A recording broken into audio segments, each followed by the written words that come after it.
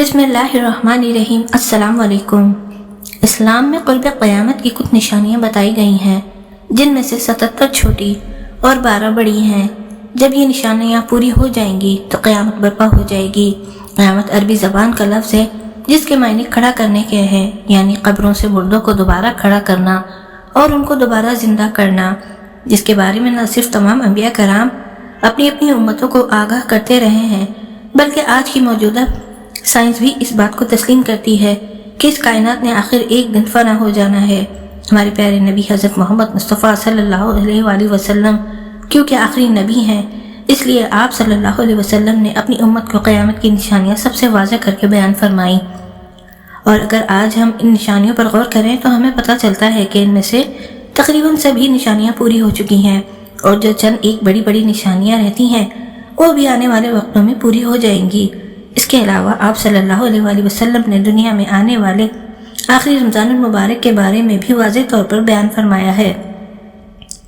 ये रमज़ानुल मुबारक तारीख़ इंसान में आने वाला आखिरी रमज़ान होगा, जिसके बाद ये पाक और बाबरकत महीना दोबारा कभी नहीं आएगा, क्योंकि उस रमज़ान के बाद ये ज़मीन और उसमें बसने वाले मखलूक़ात एक साल के अरसे में ख़त्म कर दिए जाएंगे और क़यामत बर्पा हो जाएगी।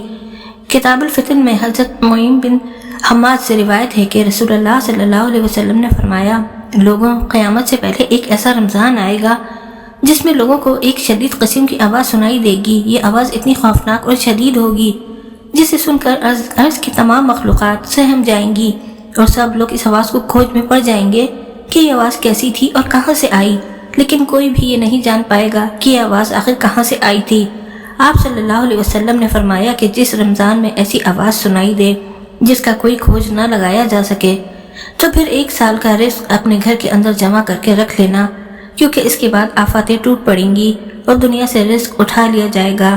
क़यामत कब आएगी इसके बारे में ठीक तारीख और साल तो दूर की बात, बल्कि सदी के बारे में भी अल्लाह ताला के सिवा और किसी को इल्म नहीं है। ये एक ऐसा राज है जो अल्लाह ताला ने किसी फरिश्ते या नबी को भी नहीं बताया। एक बार हज़रत जिब्राइल अलैहिस्सलाम ने नबी करीम सल्लल्लाहु अलैहि वसल्लम से इसके बारे में पूछा तो उनको भी यही जवाब मिला कि जिससे पूछा जा रहा है वो भी साइल से ज़्यादा कुछ नहीं जानता। कुरान मजीद ने भी हमें यही बताया है कि क़यामत के मुक़र्ररा वक्त का इल्म अल्लाह ताला के सिवा और किसी को नहीं है। जैसे कि कुरान पाक में इरशाद है कि ये लोग क़यामत के बारे में आपसे पूछते हैं कि इसका वक़ूअ कब होगा, इसके बयान करने से आपका क्या ताल्लुक़, इसके इल्म का यकीन का मदार तो सिर्फ आपके रब की तरफ है। मजीद अल्लाह ताला ने फरमाया है कि आपसे क़यामत के बारे में पूछते हैं कि क़यामत कब आएगी, आप फरमा दीजिए कि उसका इल्म तो सिर्फ मेरे रब को ही है, उसको इसके वक्त पर अल्लाह ताला के सिवा और कोई दूसरा ज़ाहिर ना करेगा। वो आसमानों और ज़मीनों पर बड़ा भारी हादसा होगा और तुम पर अचानक आ पड़ेगी।